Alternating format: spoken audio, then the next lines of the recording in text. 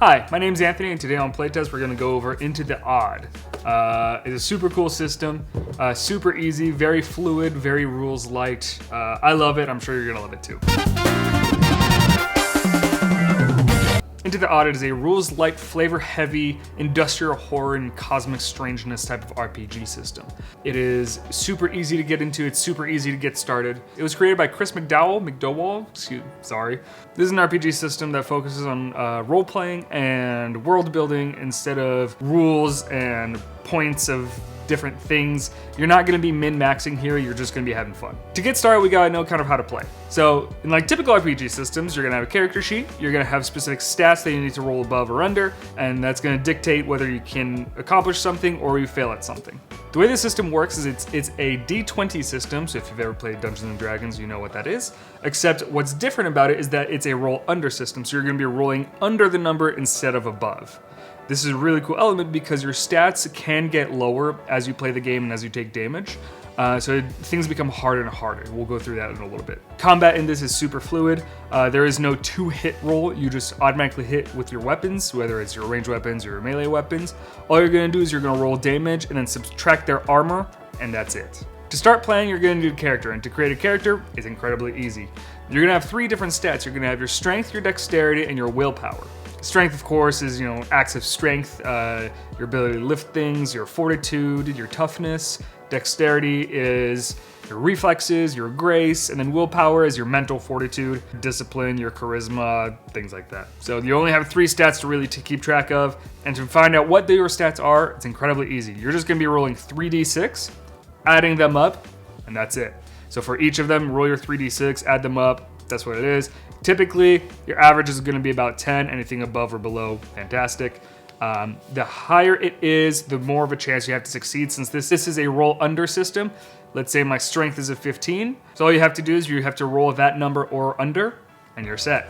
Next, all you have to do is determine your health. To determine your health, roll a d6. That's your health. As you're going to level up, you're going to have different opportunities to level up your skills as well as your health. So do not worry if it's super low.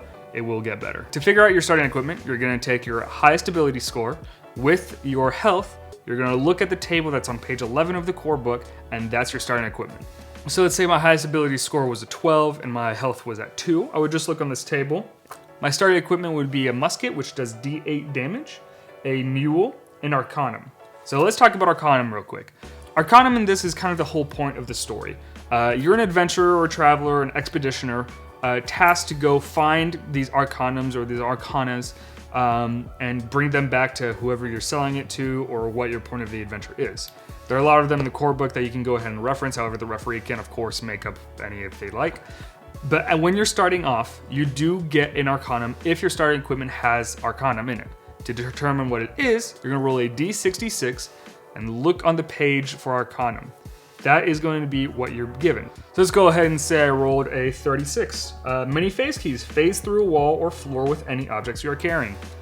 That's my ability. I have that power. But then let's say you rolled something like 61, Fool's Coin. Anybody that values money will crave this coin for the first time they see it. The effect wears off after an hour. So it can be something incredibly powerful or just something that kind of helps you with role playing. For character creation, though, that's really all you have to do. Just roll 3d6 for each of your abilities. You got 3 of them, and then roll a d6 for your health. Get your highest ability score with your health. Look on the table, see what you have. If you have an arcanum, roll a d66. That's your arcanum. Playing the game, super simple. Let's break it down. Let's go out of combat and then in combat. Out of combat is when you're going to be doing all of your exploring, all of your role playing. This is where you're going to do a lot of your checks, such as, rolling for strength, see if you can push a door out of the way. Rolling for willpower if you're trying to get a better deal on something, using kind of like a charisma check. Like I said at the very beginning, this is extremely rules light. So you're not, this system really encourages role playing and world building together. You're not going to be limited by timestamps or ranges or things like that. It's whatever you think should happen, can happen.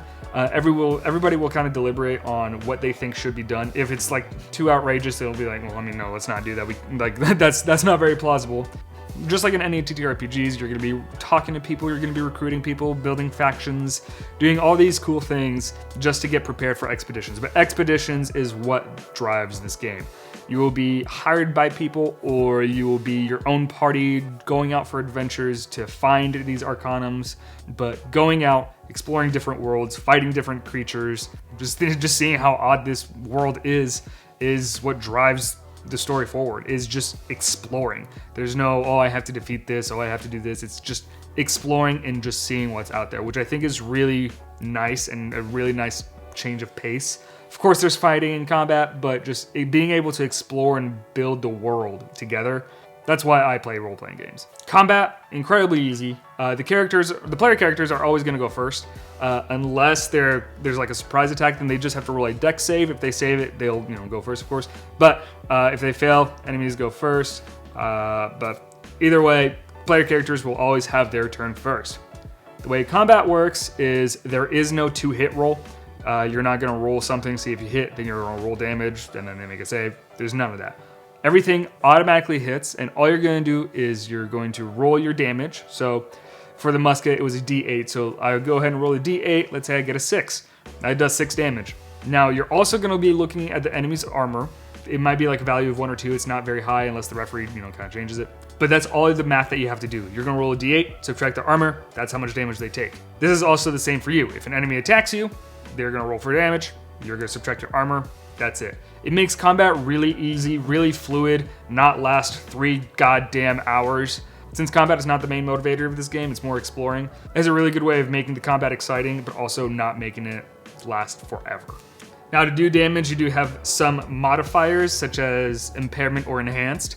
So if you're trying to shoot through cover, or you're kind of not in a great spot, your weapon will always do D4 damage. However, if you're trying to shoot or hit somebody that's downed, so you're enhanced, everything will do D12 damage instead. The one thing to keep in mind, though, is ranged weapons cannot be used as melee weapons. It's kind of balanced out in a way where you have to use a movement to switch to your other weapon, so you can carry, like a melee and a ranged. But speaking of which, that's what you can do during your turn. During your turn, you can move and do an action. Time-wise, since this is very rules light, there's no time. Everything will take as long as they take. Of course, you can't just say, hey, during my turn, I'm gonna run home and then run back and then attack. You can't really do that because, that doesn't really make any sense. You can do anything in your turn that makes sense with the group and the referee.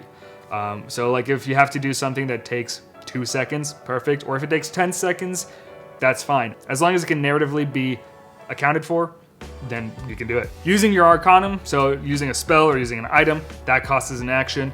There might be some cost to it, such as you have to sacrifice something or you lose some ability points. But other than that, using your Arcanum is an action. So you can move and you have your action.